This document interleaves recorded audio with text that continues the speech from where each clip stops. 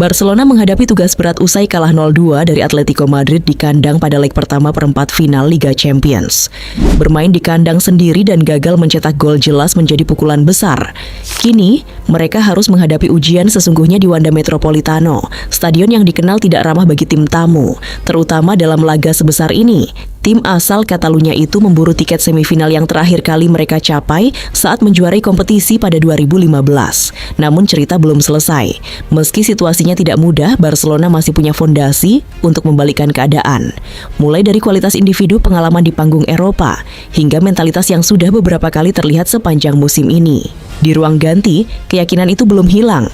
Net Goal Plus kali ini akan mengulas alasan-alasan kuat yang bisa membuka jalan bagi Barcelona untuk melakukan remontada dan mengamankan tiket ke semifinal Liga Champions. Simak kisahnya sampai tuntas.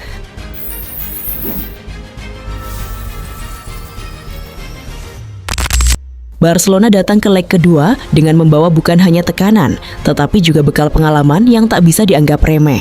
Mereka memiliki kenangan baru-baru ini yang membangkitkan optimisme, di mana tim asuhan Hans Flick berhasil membalikkan keadaan setelah tertinggal 0-2 di Stadion Metropolitano pada tahun 2025 dan akhirnya menang dengan skor 4-2. Selain itu, mereka juga berhasil membalikkan ketertinggalan 0-1 musim ini menjadi kemenangan 3-1. Selain itu, Barcelona juga berhasil mengalahkan Atletico Madrid dengan skor 3-0 pada leg kedua semifinal Copa del Rey di Stadion Camp Nou. Meski gagal comeback, tapi Barca membuktikan punya kapabilitas untuk mencetak banyak gol. Situasinya memang agak berbeda karena kali ini mereka mengejar comeback di markas lawan, bukan di rumah sendiri seperti saat di Copa del Rey. Tapi riwayat menunjukkan Atletico harus hati-hati. Mereka pernah digilas Barcelona 0-3 di kandang pada Maret 2024. Di sisi lain, Barcelona telah melakukan 10 kali comeback musim ini, dengan 7 di La Liga dan 3 di Liga Champions. Meskipun tugasnya sulit, Barcelona berhasil membalikkan keadaan dalam 5 dari 12 kesempatan. Saat tertinggal 2 gol di Liga Champions, sebuah angka yang memberikan harapan, meskipun sebagian besar diantaranya terjadi di kandang sendiri. Kekalahan itu meninggalkan bekas yang jelas pada para pemain, terutama Lamine Yamal dan Gavi, namun rasa kecewa itu berubah menjadi motivasi yang kuat di ruang ganti untuk membalas dengan tegas. Kejutan kekalahan itu terpancar dari raut wajah Yamal setelah pertandingan berakhir, di mana ia tampak sangat terpukul. Begitu pula dengan Gavi yang terlihat menangis, serta rekan-rekan setimnya yang lain. Ruang ganti Barca dipenuhi dengan kemarahan dan tekad untuk membalikkan hasil, dan pelatih Hans Flick adalah orang pertama yang meyakini hal itu. Di tengah bara emosi yang masih terasa di ruang ganti, Barcelona juga dihadapkan pada masalah yang tak kalah krusial. Absennya Rafinha sebagai pemain kunci karena cedera membuat Hansi Flick harus memutar pikiran lebih keras. Blaugrana sangat bergantung pada Pedri dan De Jong yang mengatur permainan.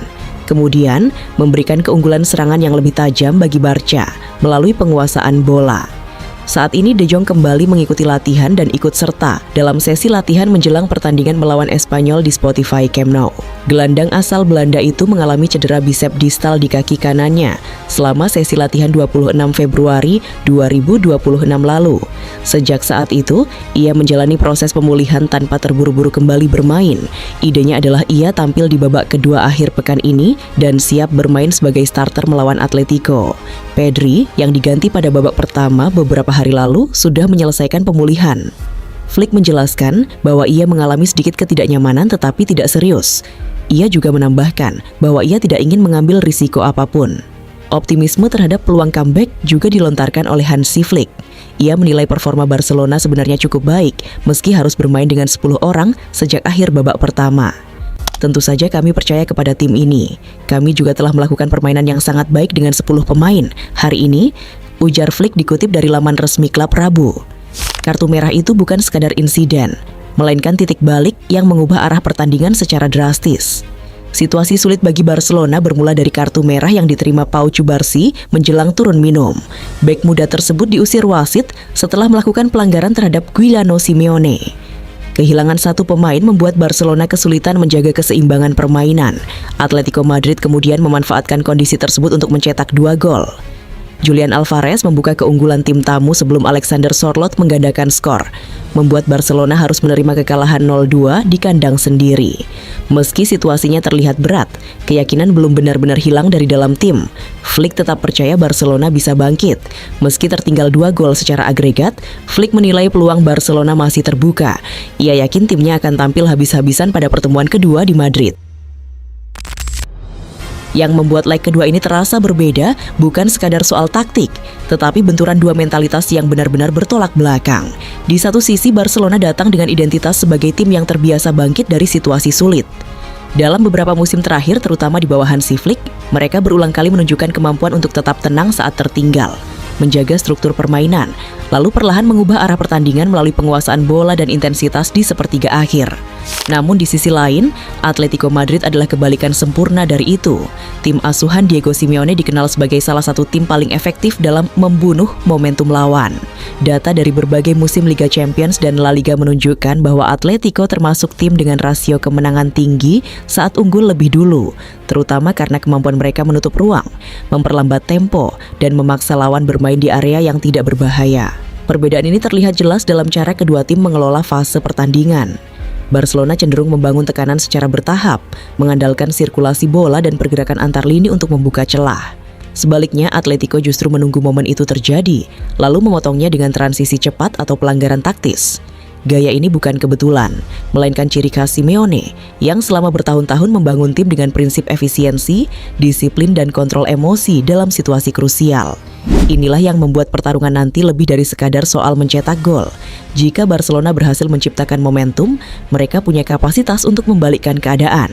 Tapi jika Atletico lebih dulu mengendalikan ritme dan mematikan fase-fase berbahaya sejak awal, pertandingan bisa berjalan sesuai skenario mereka, lambat, penuh gesekan, dan sangat sulit untuk ditembus. Di titik itulah duel ini akan ditentukan antara tim yang terbiasa bangkit melawan tim yang ahli memastikan lawannya tidak pernah sempat melakukannya. Di balik ambisi besar untuk membalikkan keadaan, ada satu risiko yang justru bisa menjadi bumerang bagi Barcelona. Bukan soal bagaimana mereka menyerang, melainkan seberapa jauh mereka berani mengambil risiko dalam proses itu. Dalam situasi tertinggal agregat, dorongan untuk menekan sejak awal hampir pasti membuat garis pertahanan naik lebih tinggi dan jumlah pemain di area lawan semakin banyak.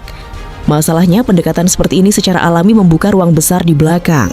Dalam banyak pertandingan musim ini, Barcelona beberapa kali terlihat rentan ketika kehilangan bola di fase build-up atau saat fullback mereka terlalu tinggi.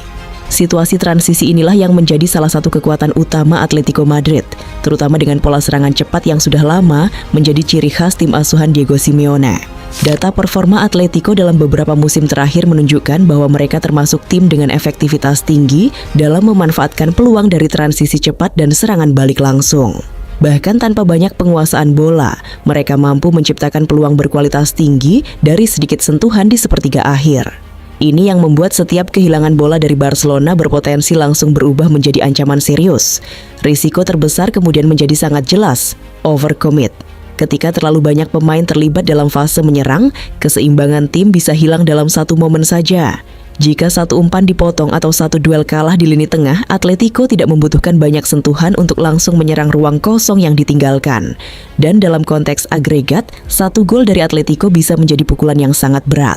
Dengan keunggulan yang sudah mereka miliki, tambahan satu gol saja akan memaksa Barcelona mencetak jauh lebih banyak untuk tetap hidup dalam pertandingan.